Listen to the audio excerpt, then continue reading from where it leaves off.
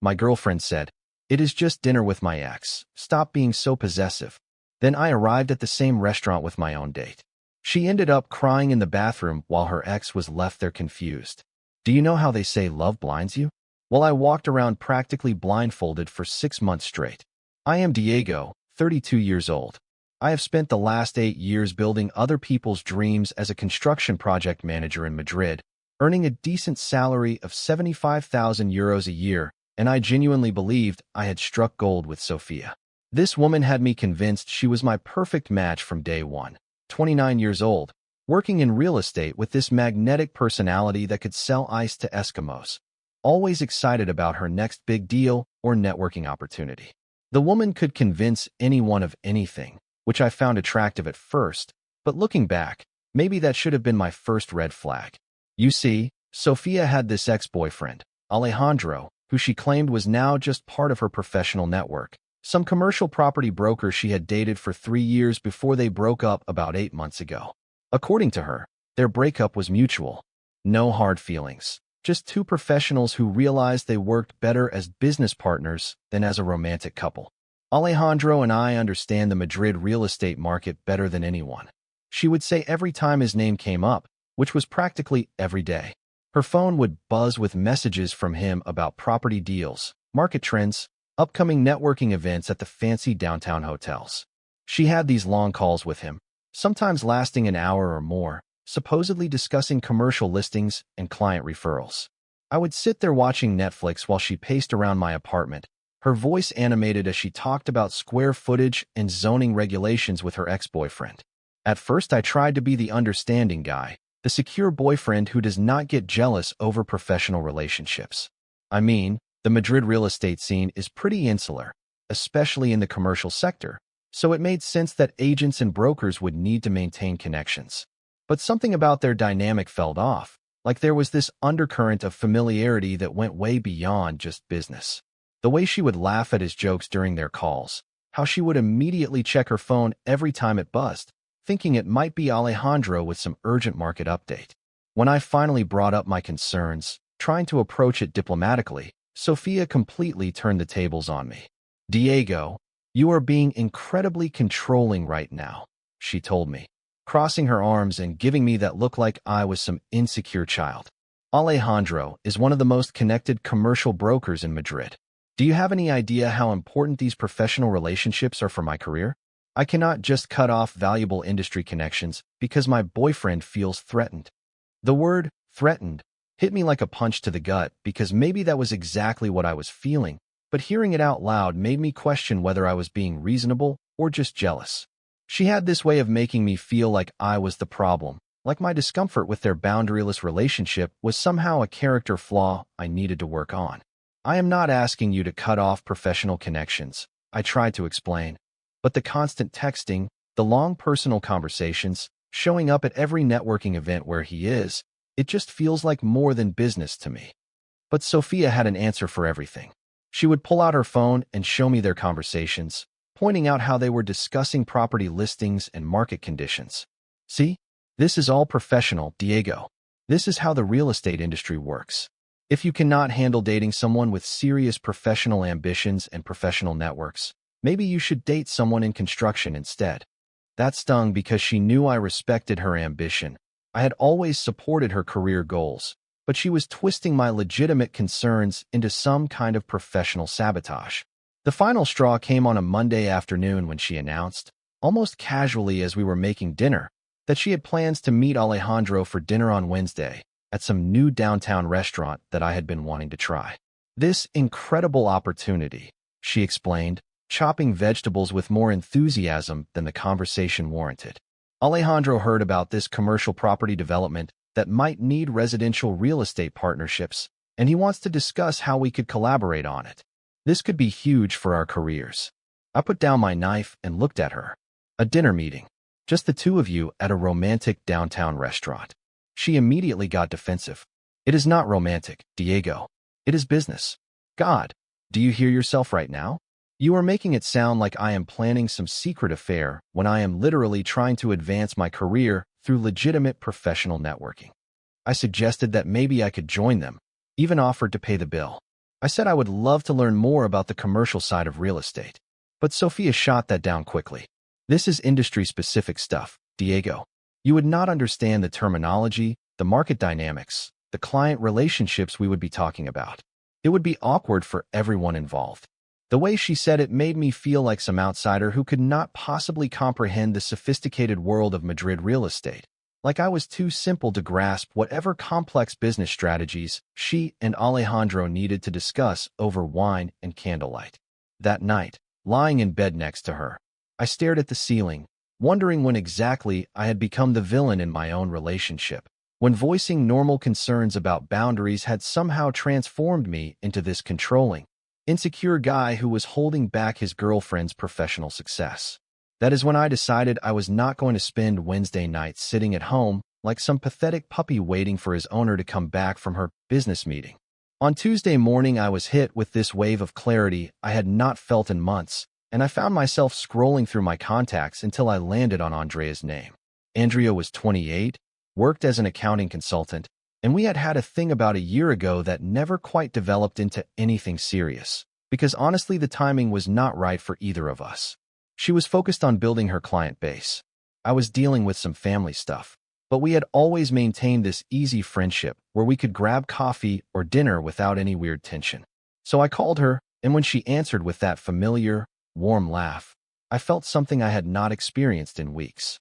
Genuine excitement about spending time with someone. Andrea.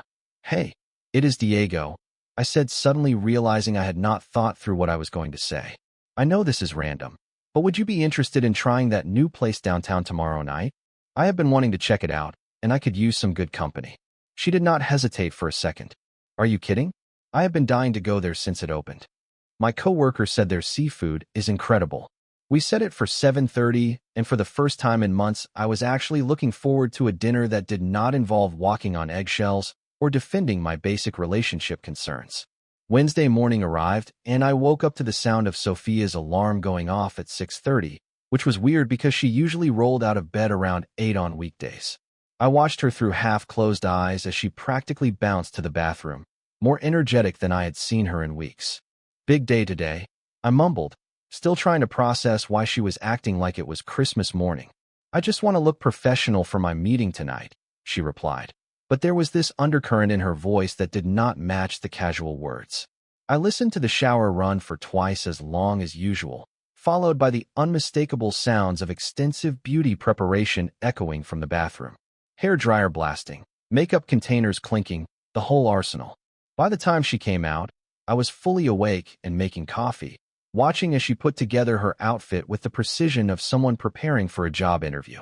She had chosen this professional-looking blazer that looked expensive, paired with what I could only describe as a strategically low-cut blouse underneath. That is quite a business outfit, I commented, trying to keep my voice neutral.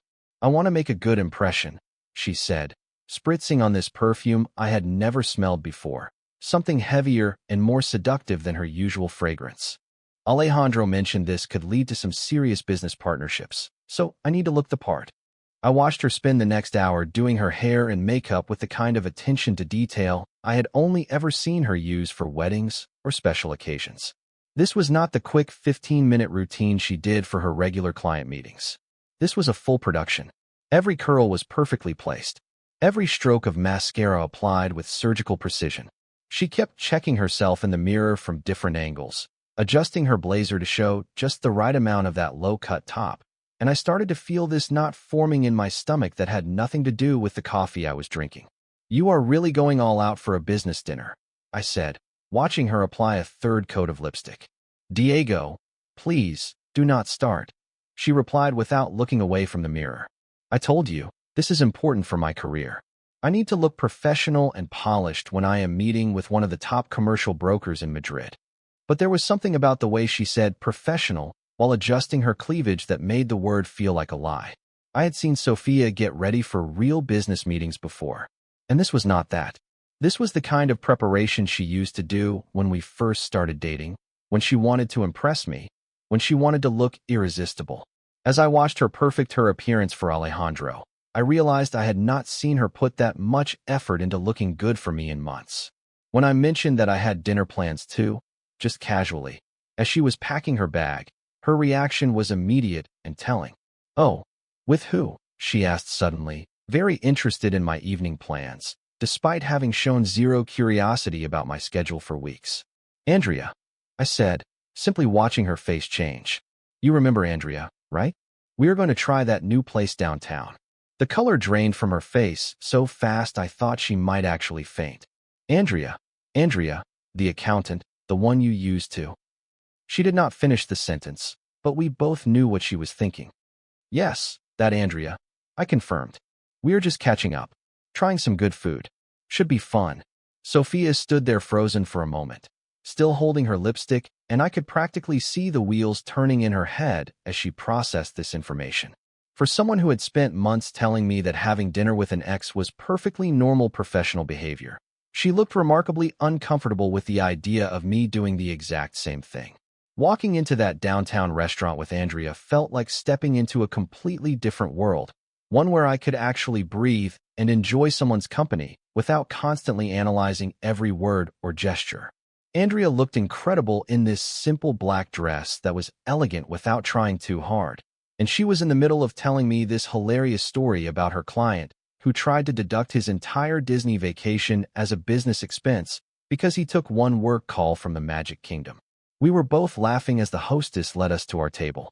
And that is when I saw them, Sophia and Alejandro, cozied up at this intimate corner table that was definitely not the kind of setup you would choose for a professional meeting. My stomach dropped like I had just stepped off a cliff, but I tried to keep my expression neutral as Andrea continued her story, completely oblivious to the drama unfolding 20 feet away. Alejandro looked exactly as I had expected from Sophia's descriptions, tall, well dressed in that polished way that screams successful real estate broker. Perfect teeth, the kind of guy who probably drove a BMW and had strong opinions about wine pairings. But what caught my attention was not Alejandro. It was watching Sophia in action, seeing her operate in what she claimed was purely professional mode. She was leaning across the table toward him, her hand resting on his forearm as she spoke, laughing at whatever commercial property wisdom he was sharing with this throaty little chuckle I recognized from our early dating days. Her body language was speaking fluent flirtation while her mouth was probably discussing square footage and market trends. Every few seconds, she would toss her perfectly styled hair or adjust that blazer in a way that drew attention to the low-cut top underneath, and Alejandro was eating it up like a man who had not had a decent meal in weeks. This was not what business dinners looked like in my world, where handshakes were firm, conversations stayed focused, and nobody needed to lean in close enough to smell each other's cologne. Andrea noticed my distraction and followed my gaze.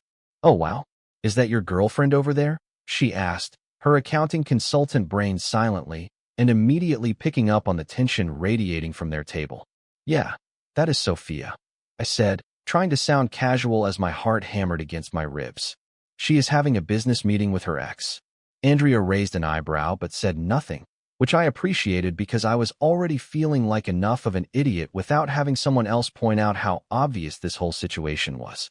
That is when Sophia looked up from whatever fascinating commercial property discussion she was having and made direct eye contact with me across the restaurant. Her face went through about 5 different emotions in the span of 2 seconds. Surprise, panic, guilt, anger, and then this forced smile that looked physically painful to maintain. I watched her say something quickly to Alejandro, who glanced over at our table with mild confusion, clearly wondering why his dinner partner had suddenly become distracted from their important business conversation. My phone buzzed almost immediately. "What are you doing here?" Followed by, "This is so awkward." And then, "Can you please just leave?" I showed the messages to Andrea, and she shook her head with that all-knowing look. Wow, she is really committed to this professional meeting storyline, is not she? I texted back, "Enjoying dinner with Andrea. Pay us no mind." The next message came back faster. "Diego, this is really important for my career. You are making it weird." I could see Sophia trying to refocus on Alejandro, but she kept glancing over at our table every few minutes, her professional composure clearly cracking under the pressure of being watched. Alejandro was starting to notice her distraction, checking his watch and looking increasingly uncomfortable as Sophia's attention kept drifting away from whatever commercial property goldmine they were supposed to be discussing. "I need to use the restroom," Sophia announced loud enough for me to hear from across the restaurant. Standing up so abruptly, she nearly knocked over her wine glass. I watched her walk toward the back of the restaurant, her confident stride replaced by something that looked more like a retreat. She was gone for almost 15 minutes, and when she came back her eyes were noticeably red despite obvious attempts to fix her makeup. Alejandro looked genuinely concerned as she sat back down, reaching across the table to touch her hand in what I could only assume was a gesture of professional support. "Are you okay?" I heard him ask as she settled back into her chair. "Just work stress," she replied. But her voice had this shaky quality that made the excuse sound hollow even from 20 feet away. Alejandro was not buying it either, and I could see him glancing between Sophia and our table, finally putting the pieces together that maybe this business dinner had some personal complications he had not signed up for. The rest of their meal was painful to watch, like a train wreck happening in slow motion. Sophia kept trying to steer the conversation back to commercial properties and networking opportunities, but Alejandro's enthusiasm had clearly evaporated. He was checking his phone, looking around the restaurant, exhibiting all the classic signs of someone who wanted to be anywhere else. When they finally got the check, Alejandro's body language had shifted from interested business partner to polite acquaintance, counting down the minutes to escape. As they gathered their things to leave, Sophia made one last desperate attempt to salvage the evening. "Alejandro, I really think this partnership could be incredible for both of us," she said, her voice carrying this edge of desperation that made me almost feel sorry for her. Alejandro nodded politely, but his response was pure professional courtesy with zero genuine enthusiasm. "I will call you next week, Sophia. We can discuss it more." But even from across the restaurant I could tell that call was never going to happen. Thursday morning arrived like a reckoning I had been avoiding for months, and I woke up knowing this conversation was going to change everything between us. Sophia was already awake, sitting at my kitchen table with her coffee, staring at her phone with this defeated expression that told me last night's business meeting had not gone according to plan. The silence stretched between us for what felt like hours before I finally broke it. "So how was your professional dinner?" I asked, pouring myself some coffee and trying to keep my voice steady. She looked up at me with eyes that were still puffy from whatever meltdown she had had in that restaurant bathroom. "It was fine, Diego. Just fine." Although having you there watching my every move certainly did not help the professional atmosphere I was trying to maintain. I sat down across from her, and something about her defensive posture made all my pent-up frustrations come to the surface. "Professional atmosphere. Sophia, I watched you flirt with that man for 2 hours straight. That was not a business meeting. That was a date. You do not know what you are talking about," she snapped, but her voice broke on the words. "Alejandro and I have a complex professional relationship that you clearly do not understand." That is when something inside me finally snapped. "Stop lying to me, Sophia. Stop lying to yourself. I have been walking on eggshells for months, questioning my own sanity, because you keep telling me I am imagining things that are right in front of my face." She stood up abruptly, her chair scraping against the floor. "I am not lying about anything. Alejandro is an important business contact, and if you cannot handle dating someone with professional ambitions, then maybe we are not compatible. So explain to me why he looked so confused when you got upset about seeing me there," I said, rising to match her energy. "Explain why a business partner would be surprised that his colleague's boyfriend was at the same restaurant." Sophia's face went completely white, and for the first time in months, she had no quick comeback, no deflection, no way to turn this back on me. That silence told me everything I needed to know, but I pushed anyway because I was done living in this maze of half-truths and manipulation. "What exactly have you been telling Alejandro about us, Sophia?" The question hung in the air like a loaded gun, and I watched as 6 months of carefully constructed lies started to crumble behind her eyes. It is complicated, Diego." "Uncomplicated for me," I said, my voice deadly calm. "What does Alejandro think about our relationship?" She sank back into her chair, and when she finally spoke, her voice was barely a whisper. "He thinks we are not exclusive yet, that we are still figuring it out." The words hit me like a physical blow. 6 months. 6 months thinking we were building something real, while she was telling her ex-boyfriend that I was just some casual thing she had not committed to yet. "Are you kidding me right now?" I said, my voice rising despite my efforts to stay controlled. "We have been together for half a year, Sophia. We have talked about moving in together, meeting each other's families, planning vacations. What part of that sounds not exclusive to you? Diego, please, let me explain, she started, but I was past explanations. You kept him on the hook by making me invisible, I continued. The full scope of her deception finally crystallizing in my mind. Every time he might have moved on, you dangled the possibility that you were still available. You manipulated both of us. She broke then, tears streaming down her face as the truth finally came pouring out. I needed those referrals, Diego. Alejandro controls so much of the commercial property market in Madrid.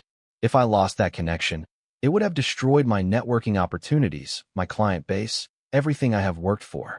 So you used me as your safety net while you kept him as your backup plan, I said, feeling disgusted with myself for not seeing it sooner. Do you have any idea how sick that is? It was not supposed to last this long, she sobbed. I was going to tell him eventually, but the timing was never right and the business opportunities just kept coming. And I just what? Decided your career was more important than basic human decency. I was already reaching for my phone, blocking her number before she could say another word. We are done, Sophia. Do not call me. Do not text me. Do not show up at my place.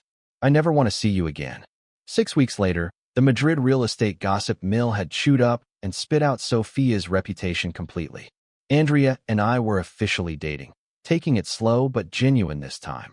And she had heard through her professional network that Alejandro had found out the truth about Sophia's relationship status pretty quickly after that disastrous dinner. Apparently, he felt so manipulated and used that he not only stopped referring clients to her, but also shared the story with several other brokers in his network. In a business built on trust and relationships, word traveled fast about agents who played fast and loose with personal and professional boundaries. Sophia's carefully cultivated networking connections started to dry up as people realized she had been operating with questionable ethics. Her attempts to reach out through mutual friends fell on deaf ears because everyone could see the manipulation for what it was once they knew the full story. Andrea and I ran into her at a downtown coffee shop about 2 months later, and she looked like a completely different person, smaller, defeated, alone. She tried to say hello, maybe hoping for some kind of reconciliation conversation, but I just nodded politely and kept walking. Some bridges burned themselves, and this was one fire I had no interest in putting out.